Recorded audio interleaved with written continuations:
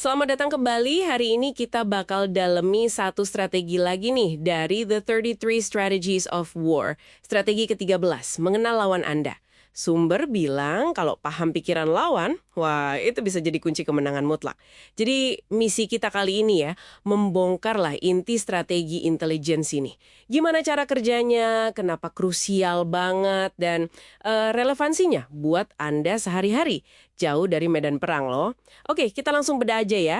Inti strategi 13 ini seperti ditekankan di sumber kita, bukan soal adu kuat fisik doang. Sasarannya itu ya pikiran orang yang megang kendali pasukan lawan. Kalau Anda beneran paham cara dia mikir, motifnya, apa yang dia takutin, wah itu kayak Anda pegang peta kelemahan dia gitu. Jadi bisa antisipasi, bahkan mungkin yang ngendaliin langkahnya. Betul, betul. Dan yang ditekankan banget di sini itu gimana kita ngembangin kemampuan membaca orang lain. Secara mendalam, ya. Sumber-sumber ini nyaranin kita latihan intensif gitu, buat nangkep sinyal-sinyal halus. Seringnya sih bawah sadar ya, yang mereka pancarkan soal niat dan pikiran terdalam mereka. Ini bukan nebak-nebak loh ya, tapi observasi yang sistematis. Fokus ke tindakan mereka, bukan cuma omongan manis atau janji. Ingat deh, tindakan itu jarang bohong kan? Nah, itu poin penting banget. Jadi bukan cuma dengerin omongannya, tapi lihat apa yang dilakukan. Tapi gimana kita bisa yakin nangkep sinyal bawah sadar itu beneran akurat? Bukan cuma, interpretasi kita sendiri. Ada petunjuknya nggak di sumber? Sumber nyaranin dua hal penting sih. Pertama, kesadaran diri kita harus tinggi, biar nggak memproyeksikan bias atau emosi kita ke orang lain. Itu penting. Kedua, yaitu tadi taktik front ramah. Tampil nggak mengancam, gitu. Jadi Anda bisa lebih dekat, ngamatin lebih bebas. Sambil ngumpulin info tanpa bikin targetnya jadi defensif. Nah, ini bikin observasi kita lebih jernih ke pola perilaku aslinya.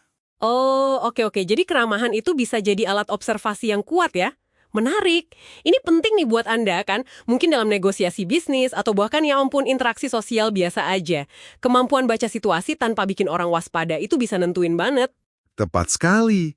Sumber kita bahkan bilang kekuatan terbesar itu sebenarnya bukan soal sumber daya material yang nggak habis-habis, tapi justru pengetahuan yang akurat tentang orang-orang di sekitar Anda.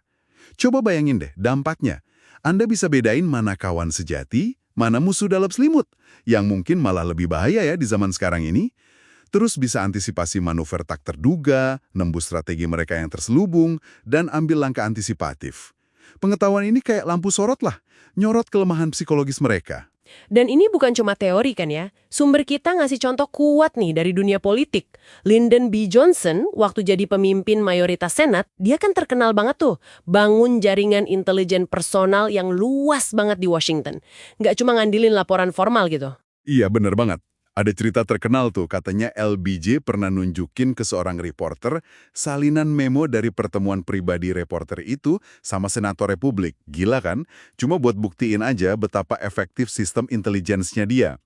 Dia tuh percaya banget sama info langsung. Sering nanya ke ajudannya, apa yang kamu tahu? Bawa berita apa?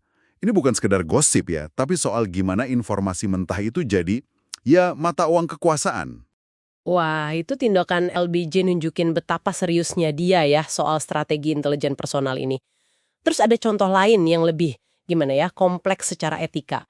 Napoleon sama Pangeran Metternich dari Austria. Ah, iya. Contoh ini nunjukin sisi manipulatifnya ya. Napoleon itu, menurut sumber kita, manfaatin hubungan asmara adiknya, Caroline Murat, sama Metternich. Tujuannya sih jelas ya, dapetin info diplomatik rahasia, dan yang lebih penting lagi, pahami cara berpikir Metternich, arsitek kebijakan luar negeri Austria kan dia. Napoleon bahkan katanya sengaja biarin Metternich tahu beberapa detail pribadinya. Mungkin ya buat bangun kedekatan palsu, atau cuma ngetes reaksi si pengadaan aja. Dan hasil akhirnya, setelah Austria kalah, Napoleon malah nempatin Metternich jadi menteri luar negeri. Posisi strategis banget kan? Kayak Napoleon udah tahu persis gimana cara mainin Metternich. Ini nunjukin dalam banget pemahaman psikologis ini bisa dipakai buat manuver tingkat tinggi. Ya, contoh Napoleon itu memang ekstrim sih. Tapi itu negasin poin Clausewitz yang dikutip juga di materi kita. Perang atau konflik lah ya secara umum, itu ditujukan ke entitas hidup yang bereaksi. Lawan Anda itu bukan objek pasif, tapi manusia, punya emosi, ego, kelemahan. Jadi ini ya pertarungan psikologis juga. Dan ini nyambung ya sama pandangan Nietzsche, juga dari sumber kita. Katanya kemarahan atau reaksi emosional kuat lainnya itu bisa ngosongin jiwa dan nunjukin ampasnya. Kadang-kadang mancing reaksi, tapi hati-hati ya, itu bisa jadi cara buat lihat apa yang ada di balik topeng sosial.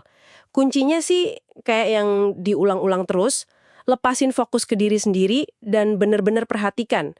Perhatikan sinyal yang dipancarin orang lain lewat tindakan mereka. Kalau kita tarik ke gambaran yang lebih gede nih, strategi mengenal lawan Anda ini intinya bilang bahwa hampir semua interaksi manusia, mau itu politik, bisnis, bahkan hubungan personal sekalipun, itu selalu ada elemen membaca, memahami, dan kadang, bahkan mencoba mempengaruhi atau memanipulasi pikiran orang lain.